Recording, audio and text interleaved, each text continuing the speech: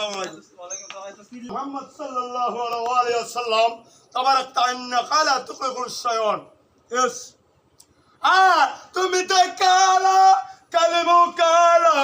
উঠিয়া দেবেন সম্মানে বাজান যেখানে দা লাগে তাই দিয়া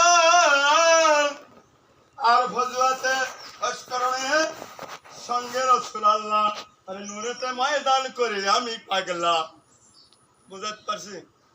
হ্যাঁ যে কই দাও তবে আমার আরো লোকজন আছে